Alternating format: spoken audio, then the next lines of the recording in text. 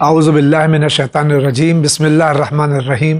ناظرین کرام، السلام علیکم ورحمۃ اللہ وبرکاتہ۔ مسائل زندگی میں ایک بار پھر آپ کا استقبال ہے۔ ماہ ربیع النور ہے، یقیناً ایام خوشی ہیں اور ہم سب مسرت اور خوشی منا رہے ہیں۔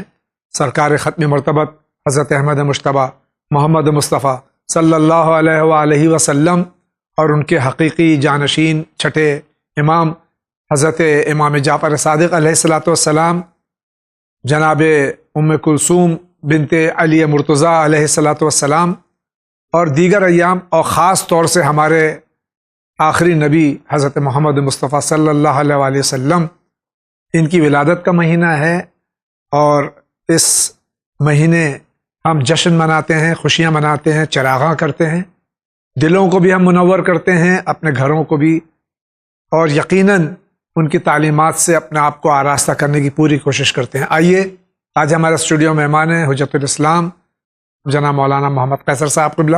ہم ان کا استقبال کرتے ہیں اور اپنا پروگرام شروع کرتے ہیں۔ آغا السلام علیکم ورحمۃ اللہ۔ وعلیکم السلام ورحمۃ اللہ وبرکاتہ۔ ایک بار پھر سے میں اس ماہ مبارک کی آپ کو مبارکباد پیش کرتا ہوں، جس کو میں ماہ ربیع النور کہتا ہوں۔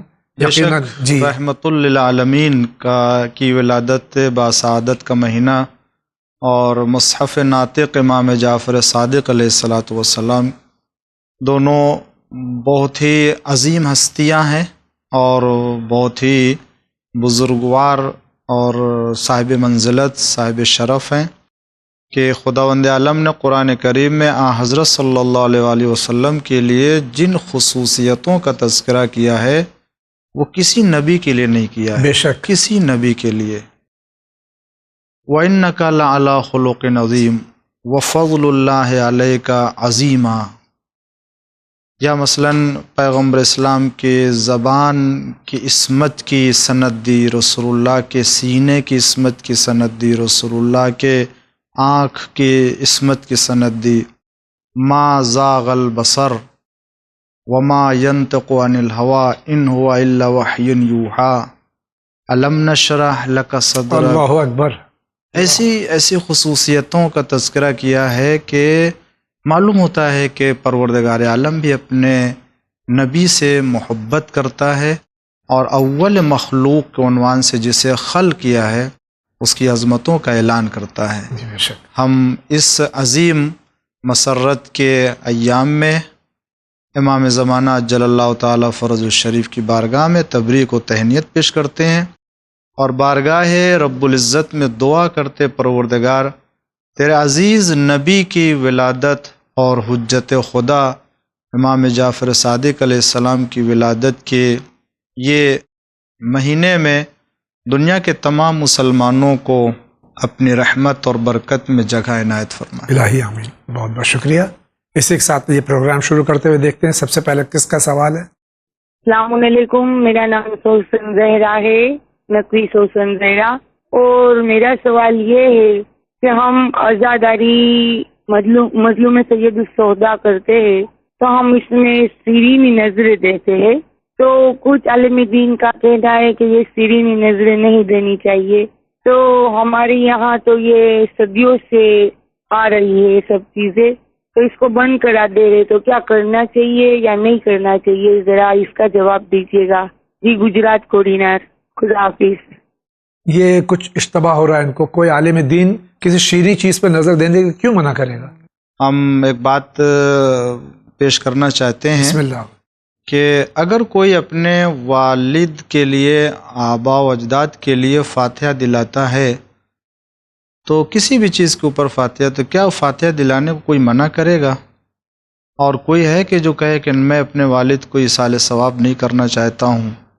ہرگز کوئی تیار نہیں ہوگا اس کام کے۔ جب اس کام کو نہیں روکا جا سکتا ہے تو اگر نظر کا معاملہ آئے اور اولیاء اور انبیاء کے سلسلے میں اگر ہم اپنے عقیدت کا اظہار کرتے ہیں تو کون ہے جو اسے روک سکے؟ یہ خرافات ہے جو لوگ کہتے ہیں کہ نہیں کرنا چاہیے۔ جس چیز کے اوپر بھی جس کے اسلام نے جائز کھانا قرار دیا ہے اس کے اوپر کر سکتے ہیں، کوئی حرج نہیں ہے۔ بہت بہت شکریہ۔ اگلا سوال۔ السلام علیکم، میں ادریس بات کر رہا ہوں کشمیر سے۔ میرا سوال مولانا صاحب سے تھا کہ تقلید کے ریلیٹڈ تھا کہ کیا ہم کسی بھی آیت اللہ کی تقلید رکھ سکتے ہیں، کہ کیا ہمیں خالی بس ہمارے رہبر جو ابھی ہے خامنہ ای صاحب ان کی تقلید رکھنی چاہیے، اور کیا اگر ہم نے کسی بھی آیت اللہ کی تقلید رکھی کیا ہم اس کو چینج کر سکتے ہیں اس کے بعد؟ السلام علیکم۔ جب ہم بالغ ہو جاتے ہیں تو تقلید، اگر ہم مجتہد نہیں ہیں جی، تو ہم کو تقلید واجب ہے؟ تقلید واجب ہے، اور اس مجتہد جامع الشرائط کی تقلید ہے کہ جو تمام علماء میں اور تمام مجتہدین میں سب سے زیادہ علم تقوی رکھنے والا ہے اور سب سے زیادہ عالم جسے کہتے ہیں وہ ہونا چاہیے۔ تو اس کا معین کیا جانا عام لوگوں کے بس کی بات نہیں ہے، مگر یہ کہ اہل خبرہ جو لوگ ہیں اور علماء اور جو لوگ واقف کار ہیں ان سے دریافت کرے۔ جب آپ بالغ ہوں، اور ہر انسان کے لیے کہ جو بالغ ہو جائے تو اس کے لیے ضروری ہے کہ وہ ایسے عالم کی طرف رجوع کرے اور ان سے دریافت کرے کہ ہم تقلید کرنا چاہتے ہیں، کسی مرجع اور جامع الشرائط مجتہد کو بتائے، وہ رہنمائی کر دے گا، اور اس کی تقلید کرنا ہے، اس لیے کہ بغیر کسی مجتہد جامع الشرائط کے بتائے ہوئے راستے پر احکام کو پر عمل کر کے وہ بے نیاز اور بری ذمہ نہیں ہو سکتا ہے۔ رہ گیا مسئلہ کہ اگر کوئی تقلید کر رہا ہے تو کیا وہ بدل سکتا ہے؟ نہیں۔ اگر کسی نے مجتہد جامع الشرائط سمجھ کر کے تقلید شروع کی ہے تو جب تک کہ اس مجتہد کے فاسق ہونے اور اس مجتہد کے غیر مجتہد ہو جانا ثابت نہ ہو جائے اس وقت تک وہ تقلید بدل نہیں سکتا ہے۔ بہت بہت شکریہ، آگے بڑھتے ہیں۔ السلام علیکم، میں یہ پوچھنا چاہتی ہوں، ایک مکان لیے تھے ہم، زمین اس کے سامنے نزول کی بھی زمین ہے، تو اس زمین پہ گھر بنا رہے، اس بارے میں پوچھنا ہے کہ ایسا کرنا کیا جائز ہے کہ نہیں؟ جس گھر کے لیے تھے اس کے سامنے ایکسٹرا زمین ہے، ایکسٹرا زمین کو ہم اپنے اندر مکان میں لے رہے ہیں، زمین ہے تو بنا رہی ہوں گھر، تو یہ پوچھنا چاہ رہی ہوں۔ اور ایک اور سوال ہے، ہماری امی تھے، ہماری ممی کو ان کی امی نے گھر دیے تھے، پھر ان کی امی نے بھی ان کو گھر دیے تھے، نانی کی اماں نے، تو اب ان کو زندگی میں ہم بہنیں بولتے تھے کہ آپ کی ماں نے آپ کو دیے تو ہم لوگ کو بھی آپ بیٹیوں کو دینا اپنا مکان، تو زندگی میں تو ہاں نہیں کرے، اور پھر ان کا انتقال ہو گیا۔ اس کے بعد ہمارے ابا تھے، ابا ان کو بولتے تھے تو وہ بھی کچھ ہاں تم لوگ لے لینا ایسا نہیں کرے، تو بھائی بھی ہے بہنا بھی ہے، تو بھائیوں کا کہنا ہے کہ ہمارا بھی حق ہے، تو اس بارے میں شرائط کا کیا حکم ہے پوچھنا چاہتی۔ اور بھائی صاحب آپ کا پروگرام بہت اچھا لگتا ہے جاوید بھائی، یہ پوچھنا چاہ رہی ہوں کہ یہ یزید کس کی اولاد تھی، اس کے بارے میں معلوم کرنا ہے۔ ایسا سنے کہ ابو سفیان کی اولاد تھی، تو یزید کی کیا ہسٹری ہے ذرا اس بارے میں بھی بتائیے آپ۔ بہت بہت شکریہ، اللہ حافظ۔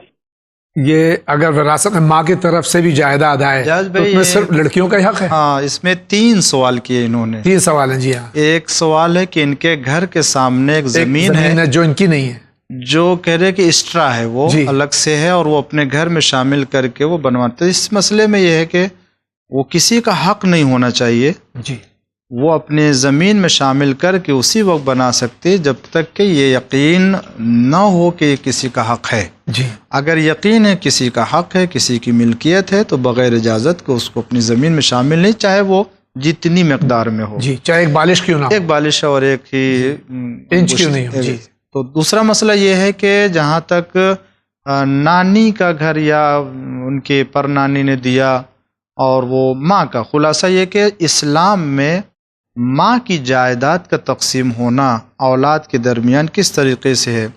اگر ماں کی جائیداد ہے اور ان کے بیٹوں کے درمیان تقسیم ہونا ہے تو اس میں بیٹی بیٹے کا کوئی فرق نہیں ہے، اس اعتبار سے کہ جیسے باپ کی میراث تقسیم ہوتی ہے کہ بیٹے کو 2 حصہ اور بیٹی کو 1 حصہ، اسی طریقے سے ماں کی جائیداد میں بھی بیٹوں کے درمیان تقسیم کیا جائے گا کہ بیٹے کو جو ہے وہ 2 حصہ اور بیٹی کو 1 حصہ ملے گا۔ اس میں دونوں کا حق ہوتا ہے، لہٰذا بھائی بھی مطالبہ کر سکتا ہے اور بہنیں بھی مطالبہ کر سکتی ہیں۔ تیسرا سوال جو یزید ملعون کے سلسلے میں کیا ہے، خدا لعنت کرے اور بدترین لعنت کرنے والوں کی لعنت ہو اور عذاب میں خدا وند عالم اضافہ کرے، کہ بظاہر تو یہ کہا جاتا ہے کہ یزید ابن معاویہ ابن ابی سفیان، اور لیکن اگر آپ تاریخ میں اور تفصیل سے نسب دیکھیں اور شجرہ دیکھیں تو حقیقت میں یہ ہے کہ ہمارے یہاں ایک روایت پائی جاتی ہے کہ بعض لوگوں کے لیے یہ ہے کہ اگر وہ احتیاط کا تقاضا اسے پورا نہ کریں تو شیطان ان کے ساتھ شریک ہو جاتا ہے نطفے میں. جی. بعض وقت شریک نہیں ہوتا ہے، بعض وقت یہ ہوتا ہے کہ خود شیطان کا نطفہ منعقد ہو جاتا ہے. جی. تو بعض روایتیں بتاتی کچھ ایسے تاریخ میں افراد گزرے ہیں کہ جن کا نطفہ ہی شیطان کا رہا ہے. جی. جیسے حجاج بن یوسف ثقفی کا. جی. دوسرے یزید ملون کا بھی جو ہے وہ جی. نطفہ بتایا جاتا ہے کہ وہ شیطان کا نطفہ ہے. اور ظاہر اعتبار سے تو معاویہ کا بیٹا ابو سفیان کا پوتا، اور ماں اس کی میسونہ جو عیسائی تھی. جی. اور اس کو جو ہے وہ امیر شام نے نکال دیا. تو صحرائی اور جنگل سے مانوس عورت تھی اور وہیں چلی گئی، اور وہیں جو ہے یزید کو جو ہے جنم دیا، اور وہیں اس کی تربیت ہوئی. جو کتوں سے بندروں سے کھیلتا تھا، سونے کے پٹے باندھتا تھا، نہلاتا تھا، اسے کھانا کھلاتا تھا، کھانا بچ جاتا تھا تو خود کھاتا تھا. عجیب عجیب تاریخ میں اس کے لیے چیزیں بیان کی گئی ہیں، اور یہ مسلم ہے کہ جس میں کسی طرح کو کوئی اختلاف نہیں ہے. یہ صورتحال رہی ہے، اور یہ یزید ملعون ہے. خدا کی لعنت ملعون. آئیے اسی کے ساتھ آگے بڑھتے ہیں. جی السلام علیکم. ہمیں ایک سوال پوچھنا تھا کہ میری ممی کا بیسیکلی یہ سوال ہے، جس میں کہ وہ ایک ٹیچر کے پاس پڑھتی تھی پہلے، بہت پہلے، اور ان کی کچھ فیس ان کے پاس ڈیوز رہ گئی تھی، 200 یا 100 کے اپروکس کچھ ڈیوز رہ گیا تھا، وہ ٹھیک سے یاد بھی نہیں ہے. تو انہوں نے پیمنٹ کرنے کے لیے کافی دنوں کے بعد کوشش کی تھی دینے کی، پر اس وقت جہاں وہ گئی تھی تو وہاں وہ ٹیچر انہیں نہیں مل پائے تھے. تو اس کے بعد پھر اب مطلب انہیں وہ بات یاد آتی ہے کہ اس وقت انہوں نے اس کا پیمنٹ نہیں کیا تھا. تو اس کا کیا حل ہے، اس کے لیے کیا کیا جا سکتا ہے؟ اور اس ٹیچر کا نام بھی نہیں پتہ ہے. تو ایک مہینے قریب پڑھا تھا جس کا کہ انہوں نے پیمنٹ نہیں کیا تھا. تو اس کا کچھ حل بتا دیجیے گا کہ کیا کیا جا سکتا ہے شریعت کی روشنی میں. شکریہ. خدا حافظ. کہ کسی کا بھی حق ہمارے پر باقی ہے اور وہ شخص اب مل نہیں رہا ہے، اس کا پیسہ ہمارے پر ڈیو ہے. پہلے تو جاوید بھائی جی. ان کو معلوم کرنا چاہیے کہ اگر ان کا کوئی وارث ہے، جی. بیٹا ہے، بیٹی ہے، تو اس تک یہ حق پہنچائیں. جی. لیکن اگر نہیں معلوم ہو سکتا ہے اور پہنچ نہیں سکتے ہیں نہ ان کے کسی رشتہ دار نہ کسی وارث تک، تو ان کی طرف سے راہ خدا میں صدقہ دے دیں. یہ صدقہ ان کے اعمال کے لیے اور ان کے نام اعمال میں آ جائے گا نیکی کے عنوان سے، اور یہ اپنے حق کی طرف سے بھی ادا ہو جائے. ان کے لیے دعا کریں، انشاءاللہ حق ادا ہو جائے گا. بہت بہت شکریہ. آپ کا کیا سوال ہے؟ میرا نام سکندر رضا ایڈوکیٹ امروہہ سے ہے. میرا سوال یہ ہے کہ حضرت مختار کے شہید ہونے کے بعد حضرت ابراہیم بن مالک اشتر جو راستے میں تھے، پھر ان کے آنے کے بعد ان کا کیا ہوا؟ وہ ان کی وفات کیسے ہوئی تھی؟ حضرت ابراہیم بن مالک اشتر کی وفات کیسے ہوئی تھی؟ جناب ابراہیم ابن مالک اشتر کی وفات کے سلسلے میں لکھا ہے کہ وہ جناب مختار کے ساتھ تھے اور ان کے قیام میں بہت ہی معاون رہے، اور دشمنان نے اہل بیت علیہ السلام سے انتقام لینے میں کافی جو ہے وہ آپ نے ساتھ دیا. اور پھر علاقے کی طرف وہ چلے گئے جناب مختار کی رضایت سے، جیسا کہ تاریخ میں ہے موصل کے علاقے میں، ادھر وہ خود حاکم تھے. البتہ جب جناب مختار کے سلسلے میں ادھر جو ہے وہ جنگ شدید ہوئی تو آپ نے کوشش کی، اور لیکن جو ہے وہ ان کی شہادت تک نہیں پہنچ سکے. بعد میں پھر عبد الملک بن مروان جو شام کی فوج تھی، اس نے جب حملہ کیا ہے مصعب کے اوپر، تو اس جنگ میں لڑتے ہوئے جناب ابراہیم ابن مالک اشتر قتل کر دیے گئے، شہید کر دیے گئے، اور ان کا مزار آج بھی سامرہ کے علاقے میں عراق میں موجود ہے. ان کا قبہ اور حرم بھی موجود ہے، لوگ جاتے ہیں زیارت کرنے کے لیے. بہت بہت شکریہ. اگلا سوال. سر میری شادی کو 2.5 سال ہو گیا. میرا 2 سال کا بیٹا ہے. شادی کو 3 سال اور 2 سال کا میرا بیٹا ہے. اور سر مجھے شادی کے بعد پتہ چلا کہ میرے شوہر ڈرنک کرتے ہیں. میں نے کافی حد تک تو ان کی چھڑا دی ہے اور وہ کبھی کبھی پی لیتے ہیں سر. تو میں یہ جاننا چاہتی ہوں اس کے لیے کوئی دعا بتا دیجیے تاکہ میرا گھر بچ جائے اور میرے بچے کی تربیت اچھی ہے سر, کیونکہ میں اپنے بچے کو نہیں برباد ہونا چاہتی اور نہ میں اپنے شوہر کو کھونا چاہتی ہوں.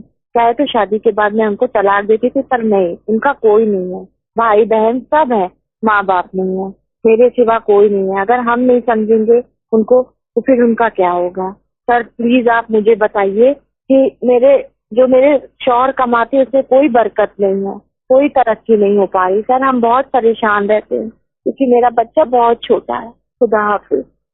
یقیناً جب یہ اپنے شوہر سے اتنا پیار کرتی ہیں تو شوہر بھی ان سے محبت کرتے ہوں گے, تو بچے کے لیے اور بیوی کے لیے چھوڑ نہیں سکتے شراب. میں ایک بات عرض کروں کہ جیسا کہ بیان کیا انہوں نے کہ میں نے کوشش کی اور کافی حد تک انہوں نے چھوڑ دی. جی تو دیکھیں مایوس نہ ہو, اور ہو سکتا ہے پروردگار عالم نے آپ کے توسط سے کسی انسان کی برائی کو چھوڑ دینے کا ذریعہ قرار دیا ہو اور آپ اس نیکی کے شاید اہل ہوں. جی ممکن ہے ایک دن وہ آئے کہ جس دن بالکل پاک و پاکیزہ ہو کر کے وہ اللہ کی عبادت میں مشغول ہوں گے اور یہ بری عادت چھوٹ جائے گی. مایوس نہ ہو, مایوس ہرگز نہ ہو, کوشش کرتے رہیں, اللہ سے دعا کریں, اہل بیت علیہ السلام سے دعا کرنے کے ساتھ ساتھ اسی طرح کوشش کرتے جائیں, اللہ برکت عطا کرے گا, اس لیے کہ آپ کی نیت نیک ہے اور وہ بھی نیکی کی طرف آگے بڑھ رہے ہیں. بہت بہت شکریہ. ان کا کیا سوال ہے دیکھتے ہیں. السلام علیکم, میں گجرات سے بات کر رہا ہوں. میرا نام عمران ہے. وین چینل میں جو تینوں ٹائم کی جماعت نماز دکھاتے ہیں اس کے ساتھ ہمارے گھر کی عورتیں کیا اپنی نماز واجب نماز پڑھ سکتی ہے؟ 2 باتوں کا خیال رکھیں. جی ایک یہ کہ جو نماز ہو رہی ہے اس نماز کا وقت ہو. جی مثلا ظہر کی نماز دکھائی جا رہی ہے تو ظہر کا ٹائم بھی ہونا چاہیے پڑھنے کے لیے. جی اور دوسرے یہ کہ بغیر جماعت کے پڑھیں. جی اور ذکر نیت اپنی فرادہ کریں اور اس کے ساتھ ساتھ ذکر اگر کرتے جاتے ہیں تو اس کی مدد سے نماز پڑھ سکتے ہیں, ہو جائے گی نماز. بہت بہت شکریہ. اگلا سوال دیکھتے ہیں کس کا. السلام علیکم. ایک میرے بزرگ اہل سنت سے ہے, ان کو 20 سال سے ایک سوال پریشان کر رہا ہے.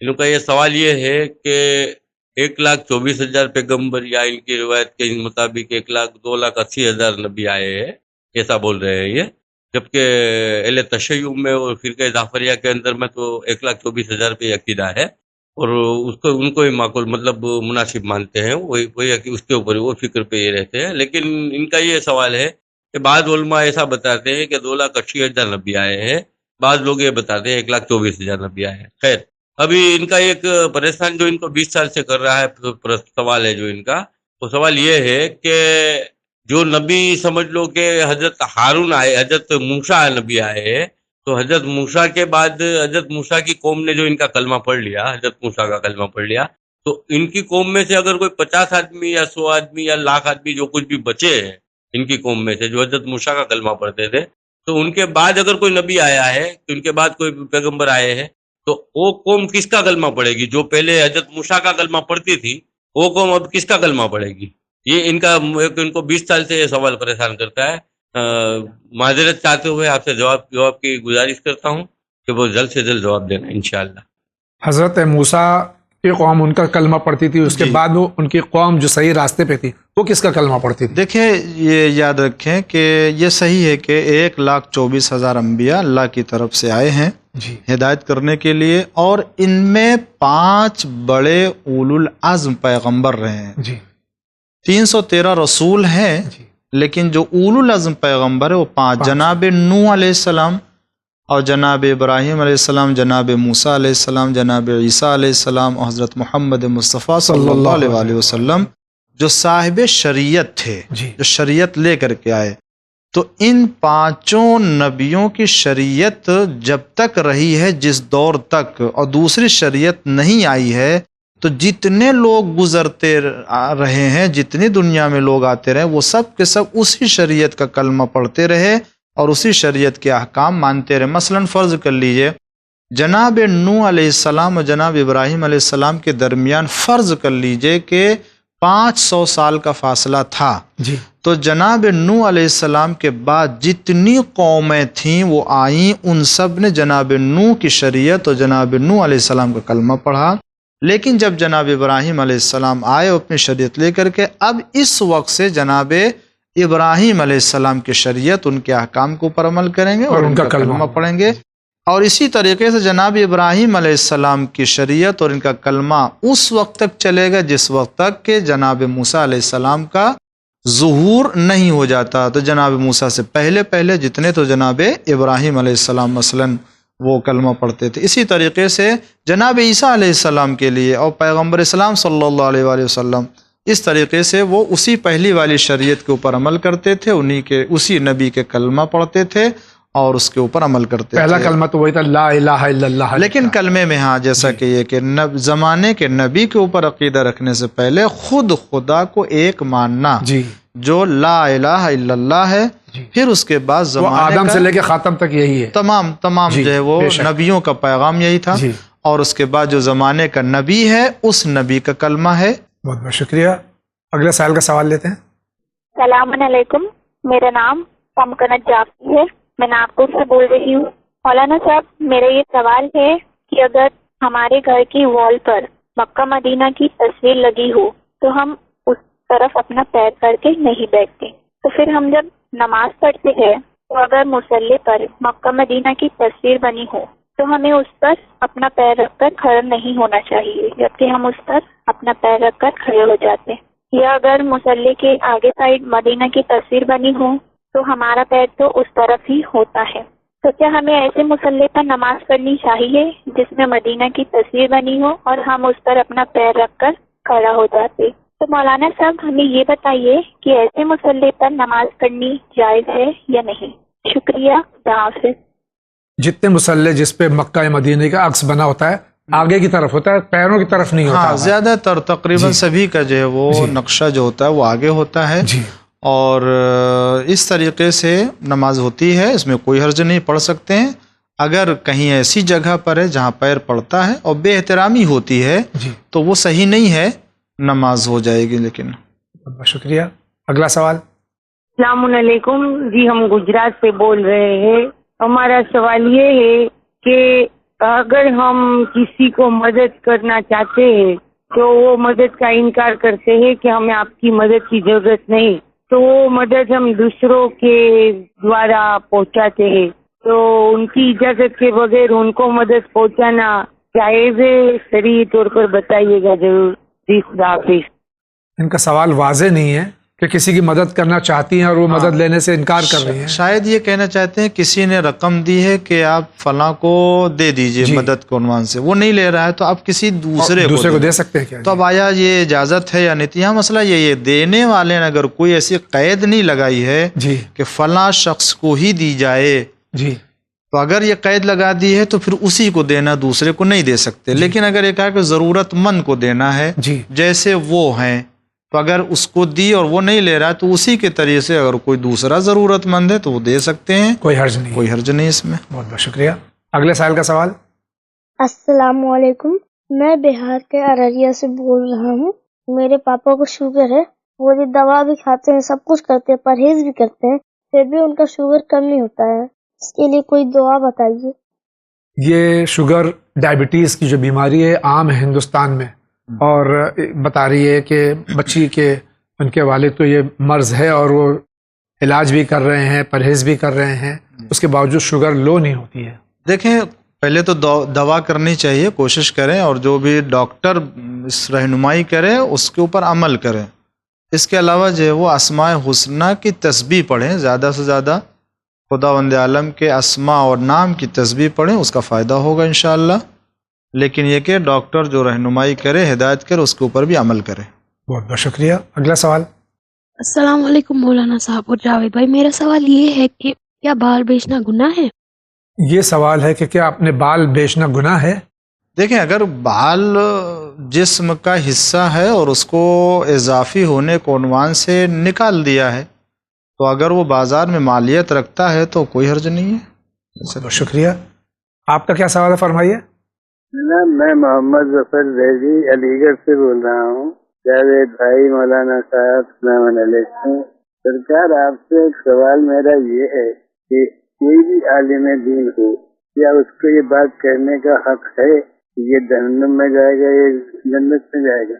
کسی آدمی کے کوئی بھی اعمال ہیں، اس اعمال کا فیصلہ اللہ کو کرنا ہے یا ہمارے عالموں کو کرنا ہے؟ ہر ایک کے لیے کہہ دیا جاتا ہے کہ اس کے اعمال تو اس کے منہ پہ مار دیے جائیں گے، اس کی نمازیں تو اس کے منہ پہ مار دی جائیں گی۔ یہ جملے جو ہیں یہ عالم دین کے حق کے لیے صحیح ہیں۔ یہ میں کہہ رہا تھا کہ کسی کے بھی اعمال جو بھی ہیں، سزا اور جزا تو اللہ کو دینا ہے۔ ہم ہی اپنے منہ سے کیسے کہیں کہ تمہاری نماز قبول ہوگی، تمہاری نہیں ہوگی، تمہارا روزہ قبول ہوگا، تمہارا نہیں ہوگا۔ اور دوسرا سوال یہ تھا کہ قضا روزوں کے لیے قرآن شریف میں کہیں کوئی ایت ہے جس کا ترجمہ یہ ہو کہ جو واجب روزے چھوٹ گئے ہیں ان کی قضا واجب ہے؟ یہ روایتیں اور حدیثوں سے ہم لوگوں نے جو سیکھا ہے، یہ ہر چیز جو ہے وہ سب روایتوں کے ہی اوپر ہے۔ حقیقت میں تو کبیر سنت یافتہ روایتیں بھی بیان ہی نہیں کرتا ہے، ہر مسئلے کا جواب روایت سے دیا جاتا ہے۔ کیوں؟ اس کی وجہ بتائیے۔ دیکھیں، اس سلسلے میں کسی عالم دین ہی کسی کو بھی اور کسی بھی شخص کے لیے یہ کہنے کا حق نہیں ہے، لیکن اگر کسی نبی نے، کسی امام نے اگر کسی معیار کو طے کر کے یہ بتا دیا ہو کہ یہ جہنمی ہے، یہ جنتی ہے، تو اس معیار کے مطابق کسی بھی شخص کا، چاہے وہ عالم ہو یا غیر عالم ہو، بیان کرنے میں کوئی حرج نہیں ہے۔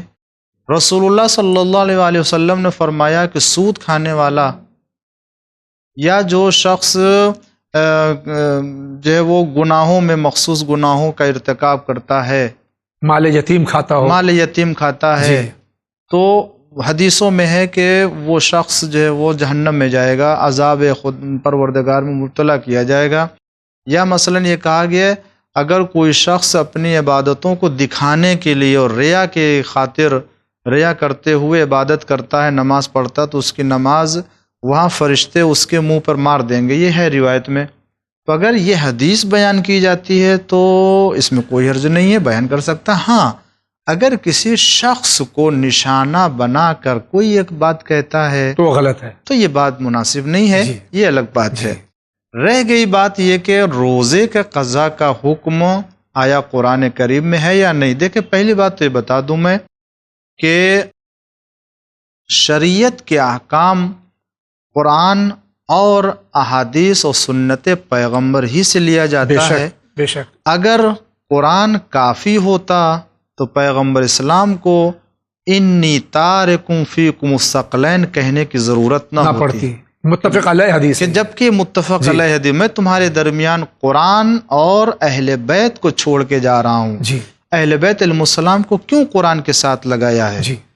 کہ اگر قرآن ہی سے سب کچھ ہوتا تو اہل بیت علیہ السلام و اطرت پیغمبر کی کیا ضرورت؟ قرآن کلیات کو بیان کرتا ہے، قرآن کلیات کو بیان کرتا ہے، اور بہت سے اس میں ایسے باطن کے ظاہر باطن اور پھر ظاہر کے ظاہر و باطن ساتھ ساتھ پردے ہیں۔ کون اس کو سمجھ سکتا ہے جب تک کہ اہل بیت علیہ السلام اس کی تشریح نہ کریں، جب تک اس کی تفسیر نہیں کریں گے، کون بیان کر سکتا ہے؟ تو آج ہمارے پاس قرآن کے مقابل میں کہیں زیادہ ذخیرہ ائمہ معصومین علیہ السلام کی قرآن کی بیان کردہ روایتیں اور حدیثیں ہیں جو تفسیر قرآن کر رہی ہیں، تو ان کا بیان روایتوں میں ملے گا۔ اس لیے جو ہے وہ ہر مسئلے میں روایت اور حدیث معصومین کو پیش کیا جاتا ہے۔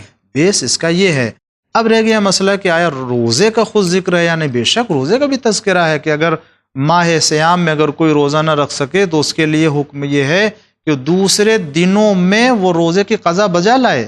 قرآن کریم میں سورہ بقرہ میں یہ آیت ہے، غور کریں آپ، سورہ بقرہ کی 184 آیت میں ارشاد ہوتا ہے ایام معدودات، چند دن ہیں، فمن کان منکم، یہ روزے کے رکھنے کے سلسلے میں تھا، فمن کان منکم مریضا، اگر تم میں سے کوئی ان دنوں میں مریض یعنی ماہ سیام میں، او علی سفر، یا سفر پہ یعنی مسافر ہو اور روزہ نہیں رکھ سکتا، یا تو فعدۃ من ایام اخر، تو پھر دوسرے دنوں میں سے کچھ دن روزے کے لیے قرار دے اور اس کو اس میں جو ہے وہ بھرپائی کر لے۔ تو قرآن کریم میں اس کا ذکر پایا جاتا ہے، مگر کون اس کو سمجھے گا؟ وہ کہ جس کی نظر روایتوں پر ہو کہ یہی اس کی تفسیر کر رہے، یہی اس کی آیت ہے، اس کے خلاف اور کوئی دوسری روایت نہ پائی جا رہی ہو، تو جو کچھ بھی ہے وہ قرآن سے اور روایات سے، اور رسول اللہ نے خود معصومین علیہ السلام کو، اہل بیت علیہ السلام کو قرآن کے ساتھ قرار دیا ہے. ورنہ اگر ایسا ہوتا تو پھر ہم بھی یہ دعویٰ کر سکتے تھے کہ حسبنا کتاب اللہ، ورنہ ہم صرف یہ کہتے ہیں، کو ماننے والے ہیں، ہم صرف یہ کہتے ہیں حسبنا اللہ، اللہ کافی ہے ہمارے لیے. ہاں اب جب قرآن کی بات آئے گی تو مفسر قرآن کو ساتھ میں لینا ہوگا، جیسا کہ رسول اللہ نے فرمایا. بہت بہت شکریہ. اگلا سوال. السلام علیکم، میرا نام تمکنت جعفری ہے، میں ناگپور سے بول رہی ہوں.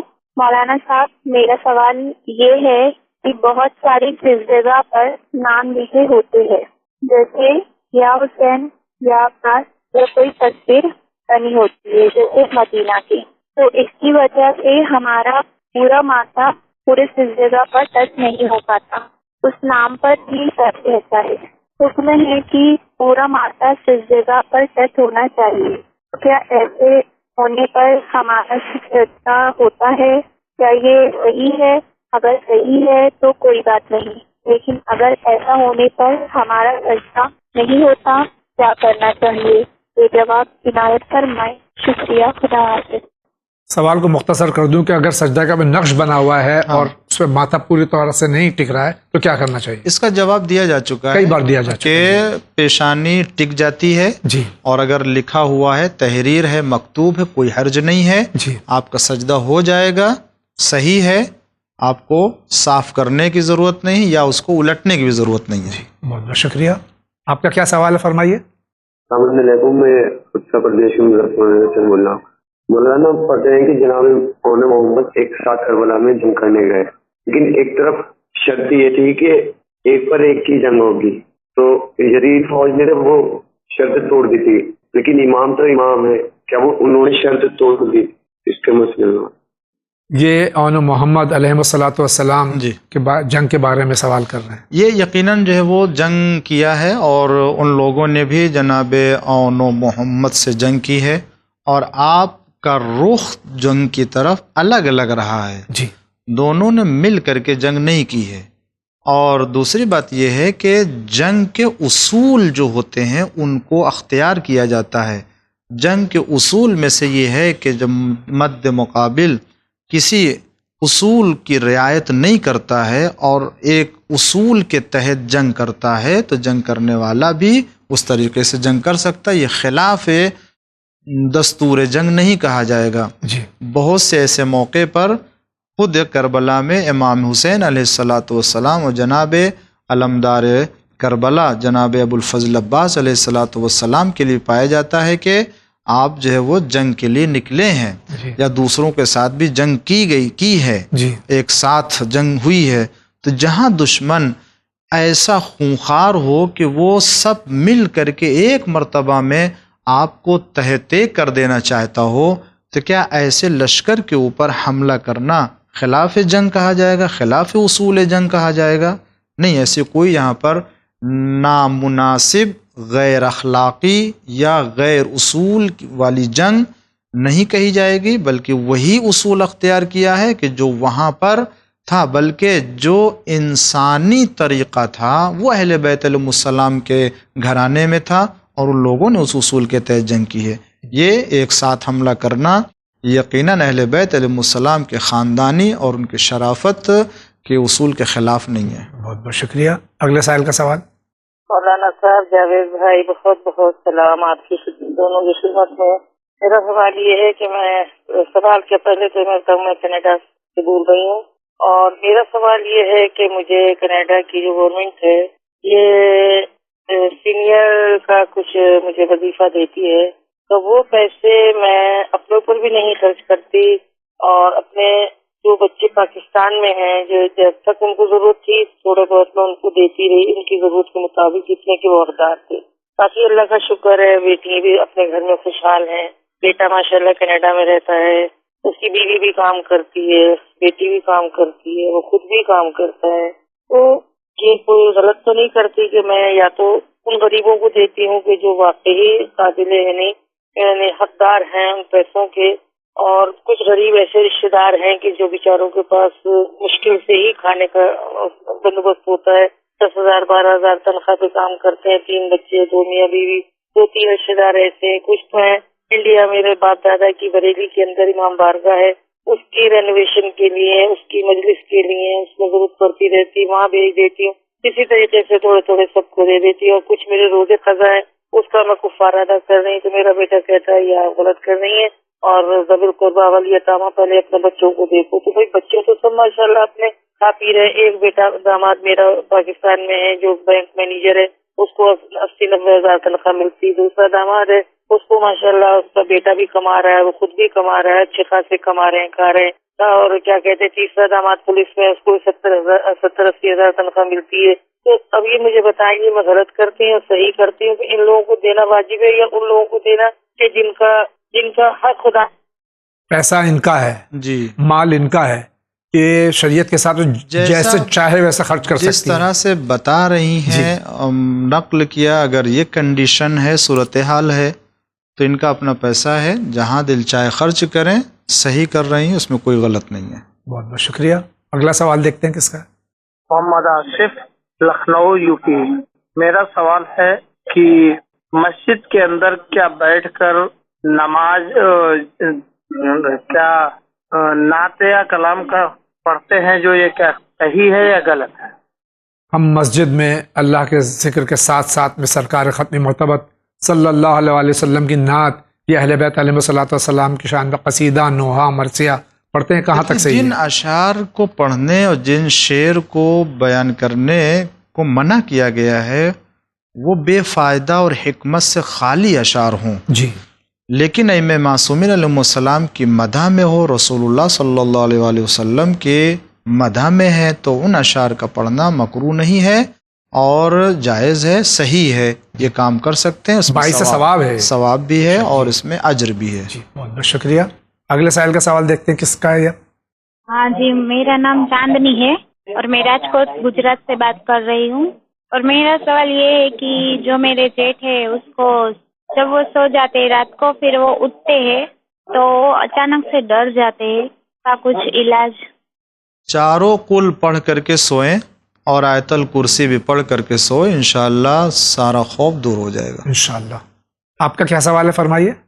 میرا نام محمد آصف ہے, میں لکھنؤ سے بول رہا ہوں. میرا سوال ہے, میں اکثر نماز میں رکعت بھول جاتا ہوں اور سلام پھیر لیتا ہوں, ایسی پوزیشن میں کیا کروں؟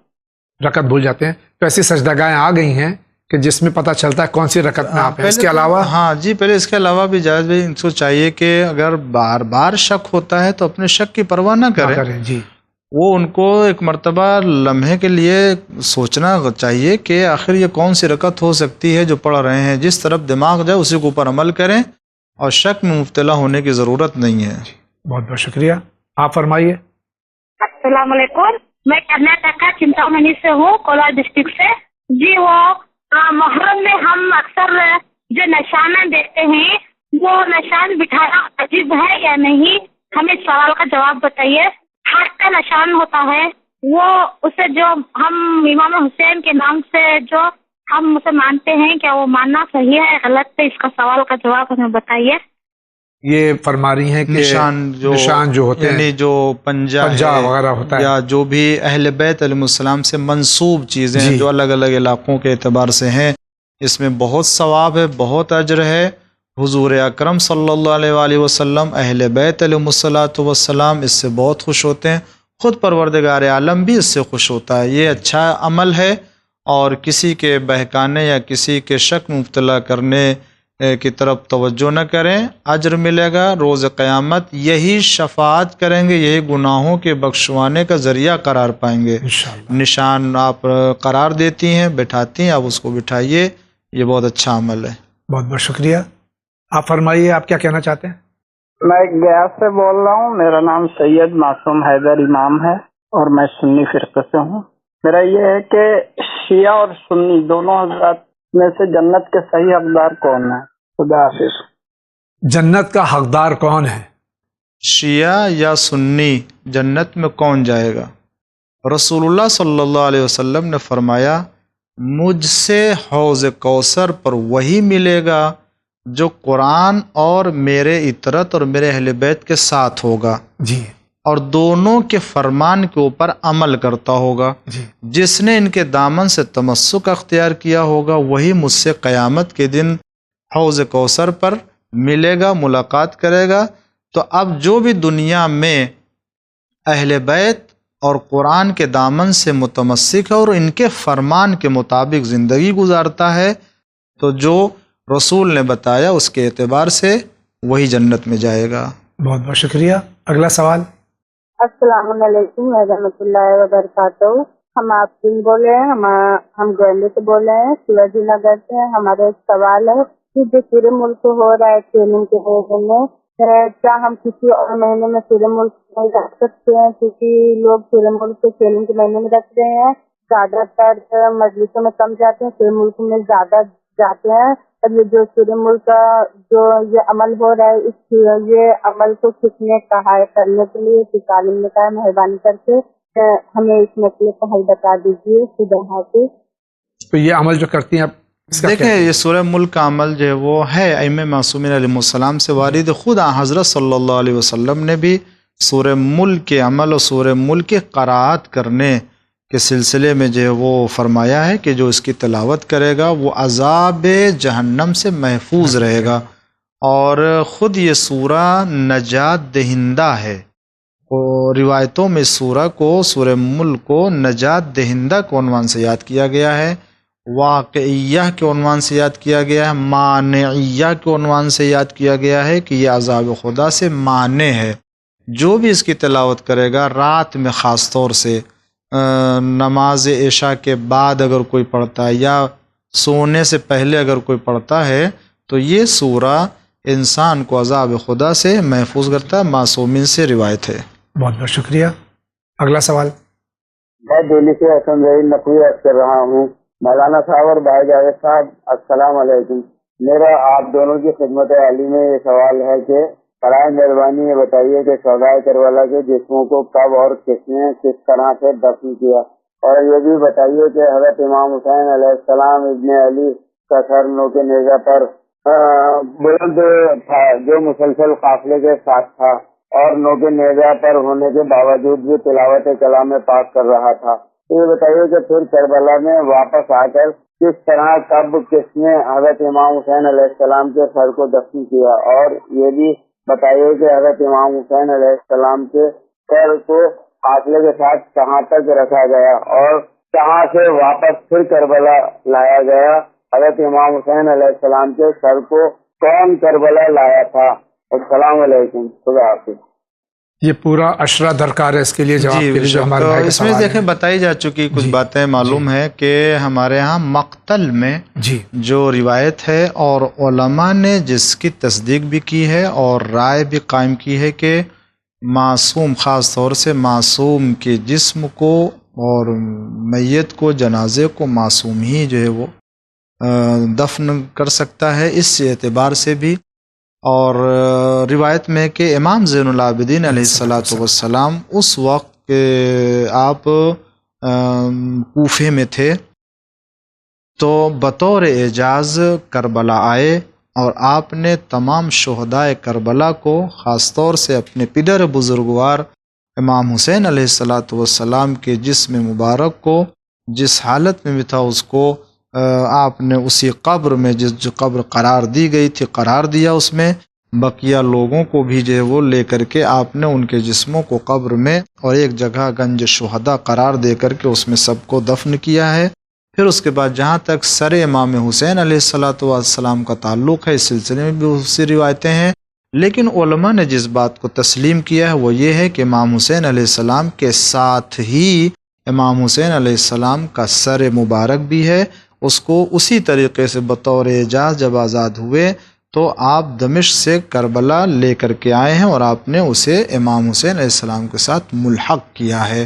یہ ہمارے یہاں مسلم ہے اور اسی کو علماء نے تصدیق کی. بہت بہت شکریہ. آگے بڑھتے ہیں. آپ دونوں حضرات کو سلام علیکم.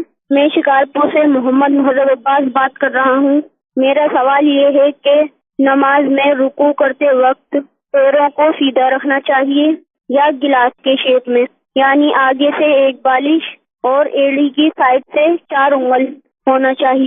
جواب جلدی دینا. خدا حافظ. مرد کے لیے رکوع میں کتنا مرد کے لیے رکوع میں دیکھے نہ گلاس کے شیپ میں ہونا چاہیے نہ دوسرے، برابر سے اس کے پیر ہونا چاہیے کہ فاصلہ بیچ میں جو کم زیادہ سے زیادہ جو ایک بالش کا ہونا چاہیے جی. اور فاصلہ جو ہو وہ دونوں انگوٹھے قبلہ رخ ہونا چاہیے جی. ایسے پھیلے ہوئے نہیں ہونا چاہیے جی. دونوں برابر سے قبلہ رخ، جب قبلہ رخ ہوگا تو خود بخود دونوں کے اندر برابر کا حصہ پیدا ہو جائے گا جی. بہت بہت شکریہ. آگے بڑھتے ہیں. السلام علیکم، میں سید وفا اصغر زیدی پاکستان خیرپور سے بول رہا ہوں. جاوید بھائی اور مولانا کو بہت بہت سلام. میں بڑے شوق سے یہ پروگرام دیکھتا ہوں. اللہ تعالیٰ پنجتن پاک کے صدقے سے اسے دن دگنی رات چوگنی ترقی دے. اور مولوی صاحب سے میرا سوال ہے جاوید بھائی کہ میں ریٹائر ہو چکا ہوں، میں نے پیسے بینک میں رکھے ہیں اور اس کے اوپر جو پروفٹ مجھے سال میں ملتا ہے اس پہ کتنا خمس نکالنا ہے، یہ برائے مہربانی بتا دیں. اور کیا نام ہے اس کا خمس نکال کے میں اگر امام بارگاہ کی تعمیر میں لگاؤں تو یہ صحیح ہے یا غلط ہے؟ اور قبلہ میرا دوسرا سوال یہ ہے کہ شہزادی کونین ام کلثوم کی شہادت. ہمارے بھائی پاکستان سے سوال کر رہے ہیں خیرپور سے جی. اور ان کے 3 سوالات ہیں کہ پہلا سوال یہ ہے کہ وہ انہوں نے اپنے پیسے بینک میں رکھے، جو پروفٹ ملتا ہے تو اس کے اوپر جو ہے وہ خمس کیسے نکالے. تو جو بھی فائدے میں نفع میں پیسہ آ رہا ہے اس کا 20% نکالنا ہے ان کو. ایک تاریخ معین کر لیں، اسی تاریخ میں اپنے تمام جو بھی پیسہ آ رہا ہے اس کو نکال کر خرچ کریں جی. بقیہ رقم نکال کے جو مخمس کے عنوان سے ہے، اب جو رقم خمس کے عنوان سے نکلی ہے، فرض کر لیجئے 10,000 روپیہ خمس کا نکلا 20% کرنے کے بعد، تو یہ 10,000 کو 2 حصہ کریں، ایک امام کا اور ایک سادات کا. مسجد میں امام کا پیسہ یا امام باڑے میں امام کا پیسہ دے سکتے ہیں، لیکن اگر انہیں خرچ کرنے کی اجازت ہو مرجع کی طرف سے اجازت اگر ہے خرچ کرنے کے لیے تب ان کو دے سکتے ہیں، لیکن اگر نہیں ہے تو نہیں دے سکتے. تو امام کا پیسہ پھر مرجع کو یا اس کے وکیل کو یا وہ جہاں کہے آپ کو خرچ کرنے کے لیے وہاں خرچ کر سکتے ہیں جی.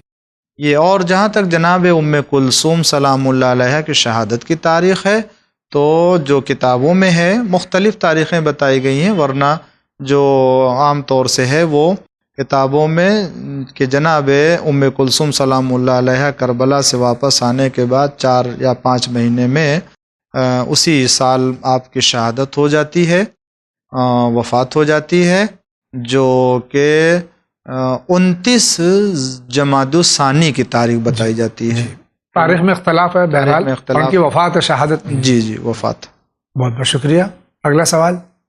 جی سر، میرا نام سید عباس علی نقوی، ڈسٹرکٹ مراد آباد انڈیا سے، ٹاؤن کندرکی ہے میرا.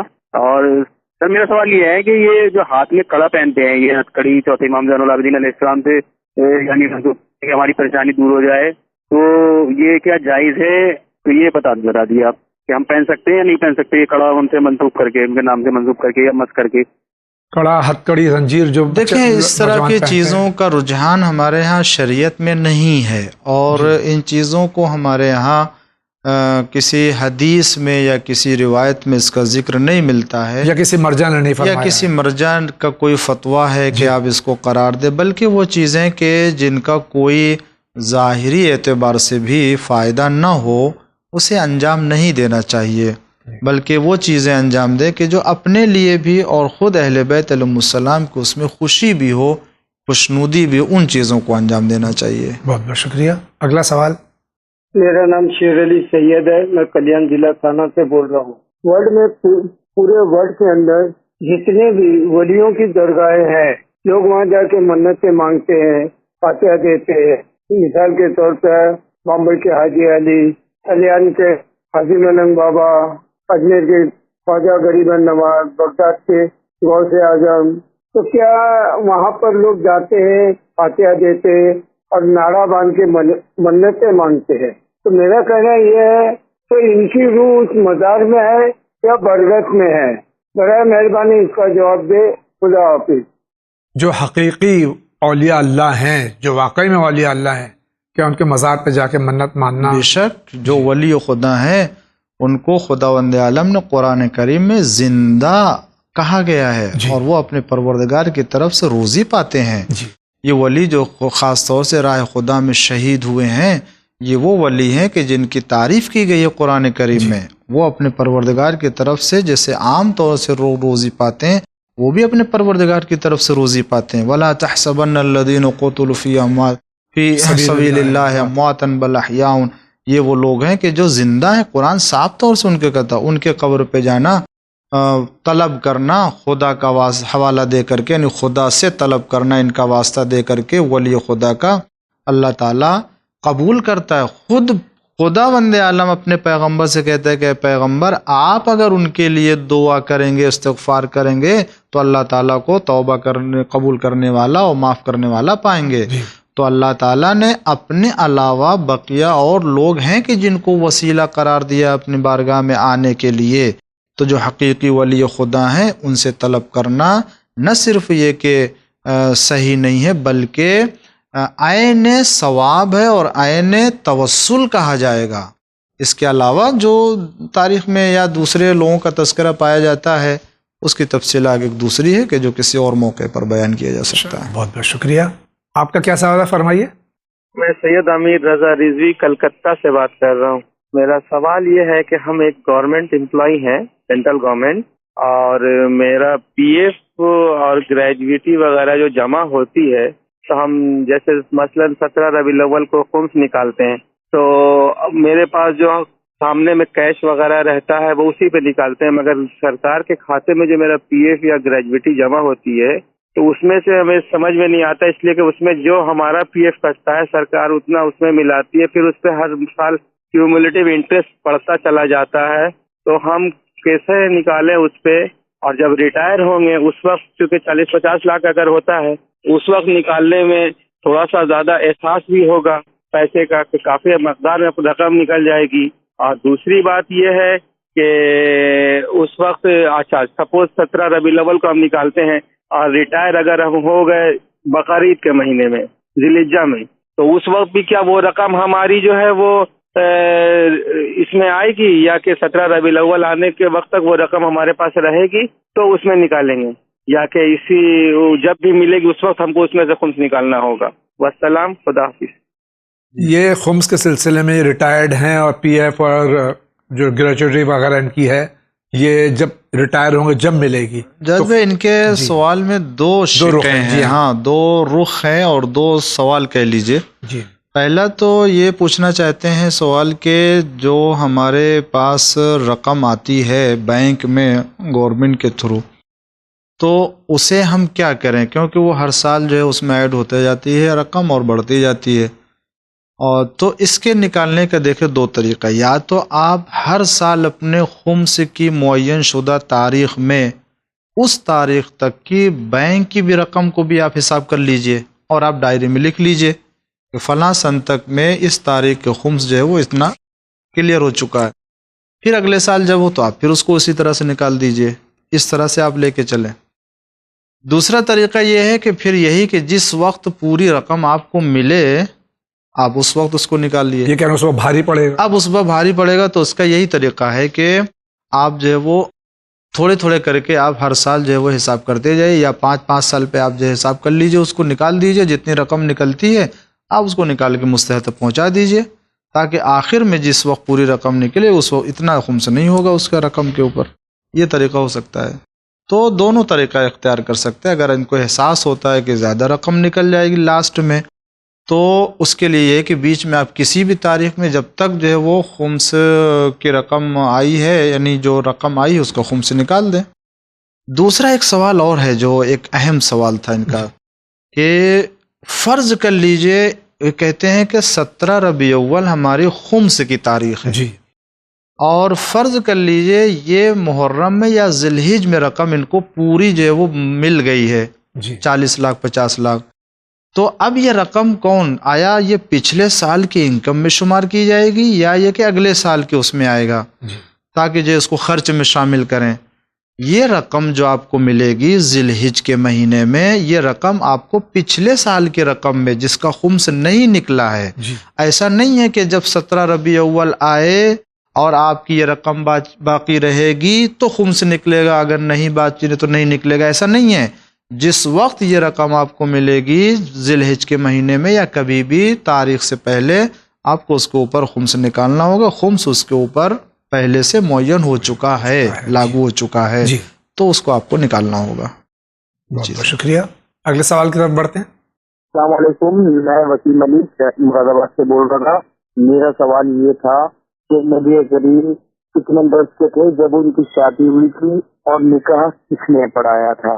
میرا سوال یہ ہے کہ سرکار ختم مطلب صلی اللہ علیہ وسلم کا عقد مبارک جناب خدیجہ الکبریٰ صلوات اللہ سلام اللہ علیہا سے جس وقت ہوا، آپ کی عمر مبارک کیا اس وقت تھی عمر مبارک اور نکاح کس نے پڑھایا حضور تھا؟ اکرم صلی اللہ علیہ وآلہ وسلم کی مبارک جو روایتوں میں اور تاریخ میں ہے وہ 25 سال بتایا جی کہ اس عمر میں جناب خدیجہ الکبریٰ سے آپ کا عقد ہوا، اور آپ کا عقد بھی آپ کے چچا محسن اسلام جناب ابو طالب علیہ السلام نے پڑھا ہے، جو تاریخ میں موجود بھی ہے، متفق علیہ شیعہ سنی متفق سب کی علیہ ہے۔ ہے۔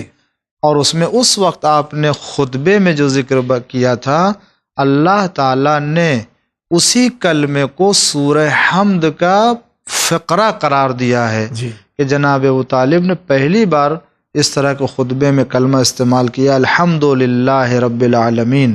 تو خداوند عالم نے اسی کلمے کی ابتدا سورہ حمد میں قرار کی۔ تو جناب ابو طالب علیہ السلام نے آپ کا خطبہ پڑھا اور اس طریقے سے آپ کا جو ہے وہ عقد مبارک ہوا۔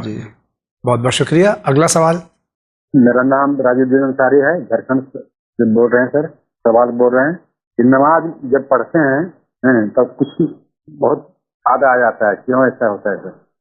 نماز جب پڑھتے ہیں بھولی ہوئی چیزیں یاد آ جاتی ہیں۔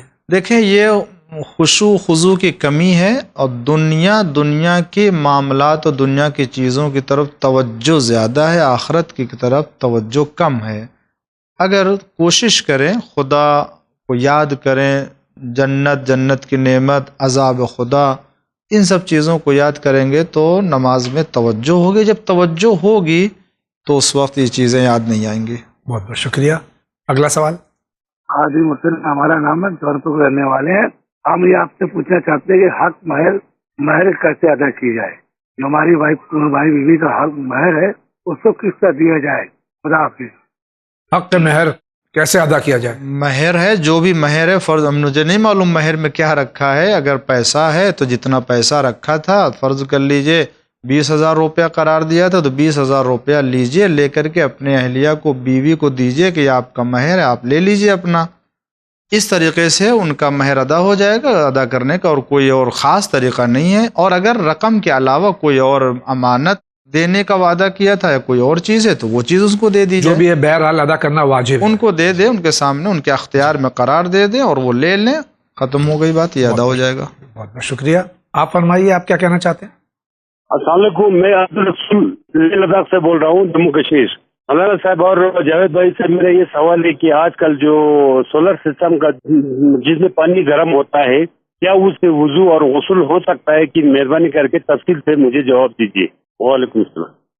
سولر سسٹم سے جو پانی گرم ہوتا ہے اس سے وضو غسل ہو سکتا ہے؟ دیکھیں ہو سکتا ہے، وضو بھی ہو سکتا ہے، غسل بھی ہو سکتا ہے، اس لیے کہ جو روایتوں میں منع ہے وہ یہ کہ بطور مستقیم اگر سورج کی شعاؤں کے ذریعے سے یا سورج کی حرارت سے پانی گرم ہو تو اس گرم پانی سے وضو کرنا مکروہ ہے، ورنہ اگر اس سے گرم ہوتا ہے تو کوئی سولر سسٹم سے کوئی فرق نہیں ہے، کر سکتے ہیں۔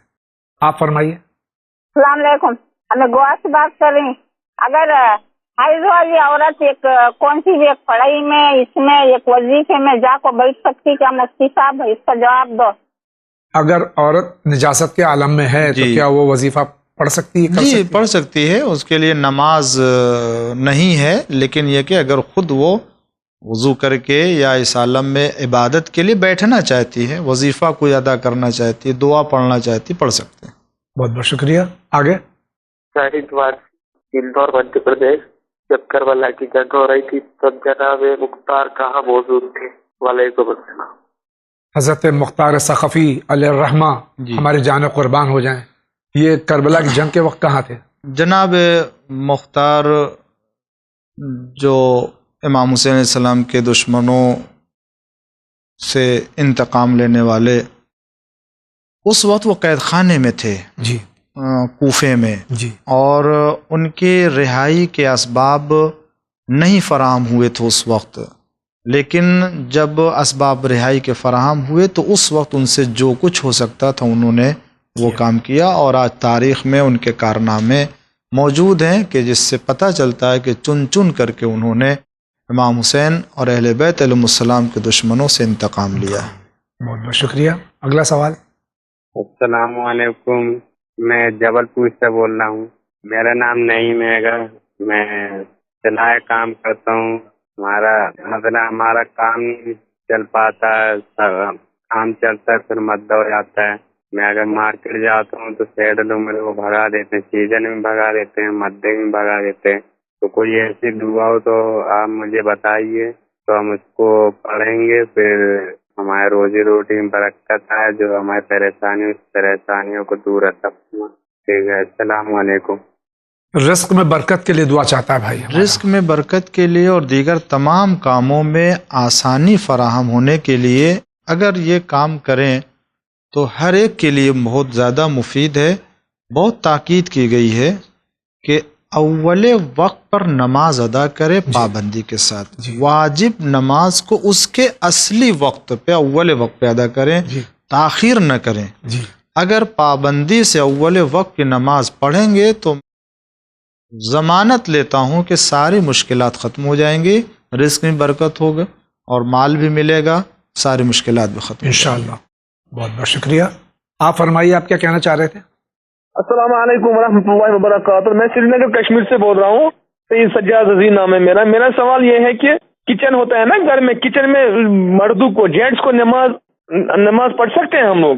اور دوسرا سوال یہ ہے کہ جو کوئی نماز جماعت چل رہا ہے مسجد میں، اگر کوئی نماز فرادہ پڑھے وہ صحیح ہے اس کی نماز کہ نہیں غلط ہے؟ وہ پڑھ سکتا ہے نماز فرادہ کہ نہیں پڑھ سکتا ہے؟ یہ ہے میرا سوال۔ السلام علیکم ورحمۃ اللہ وبرکاتہ۔ ہمارے بھائی کشمیر سے دو سوال کر رہے ہیں کہ مرد ہو یا عورت کچن میں نماز پڑھ سکتے ہیں؟ جہاں آگ روشن ہوتی رہتی ہے اور آگ جلتی رہتی ہے وہاں پہ نماز پڑھنا مکروہ ہے، پڑھ سکتے ہیں، مکروہ ہے نماز یہ ہے۔ دوسری یہ کہ اگر کوئی فرادہ نماز پڑھنا چاہتا ہے، جماعت ہو رہی اس جگہ پر، تو کیا اس کی نماز صحیح ہوگی؟ نماز تو صحیح ہوگی، لیکن ایسے شخص کو جماعت کی بے احترامی اس کی توہین نہیں کرنی چاہیے۔ فرادہ پڑھنا ہے، جماعت کے ساتھ شامل ہو کر کے ادا کر لیں، اس کی نماز ایسے بھی ہو جائے گی، تو الگ سے پڑھنے کی کیا ضرورت ہے اسے؟ جماعت کی توہین نہ کریں، بلکہ کوشش کریں جو بھی ہے، جماعت ہو رہی ہے تو اللہ کے اوپر بھروسہ کریں، اعتماد کریں اور نماز جماعت سے پڑھیں، بہتر ہے۔ بہت بہت شکریہ۔ ناظرین کرام، اسی کے ساتھ جا رہے ہیں بہت ہی مختصر سے بریک پہ، آپ کہیں نہیں جائیے، انشاءاللہ ابھی گئے ابھی حاضر ہوتے ہیں انشاءاللہ۔